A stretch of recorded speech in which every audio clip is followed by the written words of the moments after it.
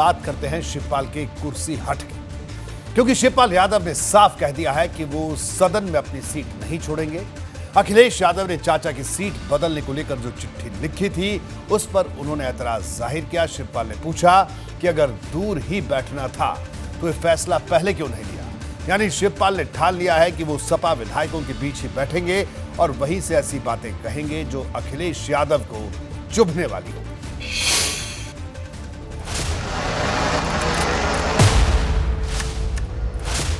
19 सितंबर से सदन की कार्यवाही शुरू होने वाली है और सबसे बड़ा सवाल अब ये बन गया है कि शिवपाल यादव कहां बैठेंगे, क्योंकि अखिलेश यादव ने विधानसभा अध्यक्ष को शिवपाल की सीट बदलने को लेकर जो चिट्ठी लिखी है उसके बारे में शिवपाल ने जानकारी होने से इनकार कर दिया है। मुझे अभी कुछ पता नहीं है इस बारे में, मुझे अभी कुछ पता नहीं है। तो कुर्सी तो हमारी अलॉट है, पहले ही से अलॉट है, तो हम जहां अलॉट है वहीं बैठेंगे। तो सवाल है कि क्या शिवपाल यादव की कुर्सी सपा विधायकों के खेमे में ही रहेगी? क्या फिर शिवपाल अखिलेश के पीछे ही बैठे नजर आएंगे? क्योंकि शिवपाल ने साफ कह दिया है कि जहां उन्हें जगह अलॉट की गई है वो वहीं बैठेंगे। दरअसल सदन में बैठने वाली जगह को लेकर जो चैप्टर शिवपाल यादव ने शुरू किया था उसका अगला पन्ना अखिलेश यादव ने लिखा है। अखिलेश यादव नहीं चाहते कि शिवपाल उनकी टीम के साथ बैठें। इसके लिए अखिलेश ने विधानसभा अध्यक्ष को चिट्ठी लिखी है। चिट्ठी में मांग की गई है कि शिवपाल को दूसरी की बजाय पहली कतार में बिठाया जाए।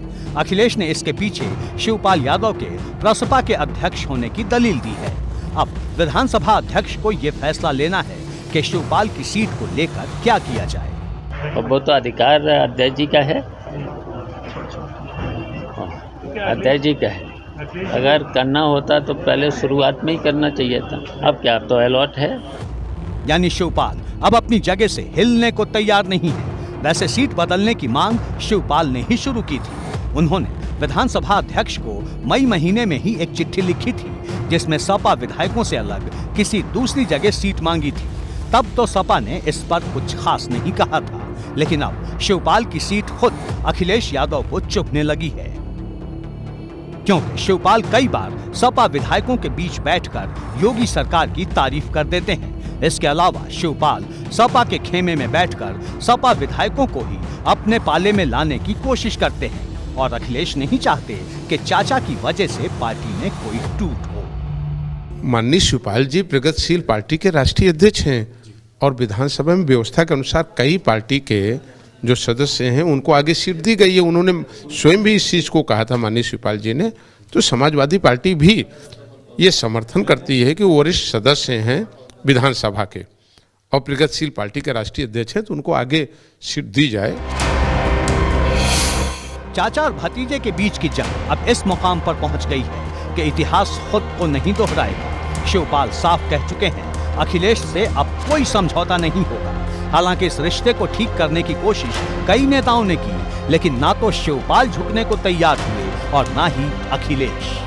समझता हूँ कि उन्होंने कई बार प्रयास किया और हमने भी इसमें पहल की थी कि ये आपस का तालमेल हो और समाजवादी पार्टी मजबूत हो, लेकिन कुछ नेताओं को समझ में नहीं आती ये बात। मैं समझता हूँ शिवपाल सिंह जी एक वरिष्ठ नेता हैं, सुलझे हुए नेता हैं और समाजवादी पार्टी की स्थापना में उनका महत्वपूर्ण योगदान है, उन्हें नकार नहीं सकते हम। दरअसल शिवपाल यादव की राजनीतिक दिशा किधर है ये अखिलेश यादव अच्छे से जानते हैं, क्योंकि सवाल सिर्फ शिवपाल के योगी सरकार पर प्यार लौटाने भर का नहीं, एक सवाल तो भाजपा के शिवपाल प्रेम का भी है। अभी तक तो मेरे चाचा थे, लेकिन अब तो नेता सदन भी उन्हें चाचा बोल रहे हैं। बीजेपी में हर उस व्यक्ति का स्वागत है। मैं किसी व्यक्ति के बारे में टिप्पणी करके नहीं कह रहा हूँ। जो भारतीय जनता पार्टी की नीति रीति सिद्धांत पे, राष्ट्रवाद पे, सांस्कृतिक राष्ट्रवाद पे, एकात्म मानववाद पे जिनका विश्वास है उन सबके दरवाजे खुले, जिनकी अच्छी छवि है और जिनके जनता की लोकप्रियता है, तो ऐसे सारे व्यक्तियों का स्वागत है। भाजपा में शामिल होने के लिए जिन पैमानों की जरूरत है वो धीरे धीरे शिवपाल में दिख रही है। भाजपा के कुछ नेताओं ने तो खुलकर शिवपाल के स्वागत की बात कह दी है, लेकिन सवाल शिवपाल का है, आखिर उन्हें क्या मंजूर है? क्या भतीजे को सबक सिखाने के लिए वो भाजपा के साथ जाने को तैयार हो जाएंगे? एबीपी गंगा के लिए ब्यूरो रिपोर्ट।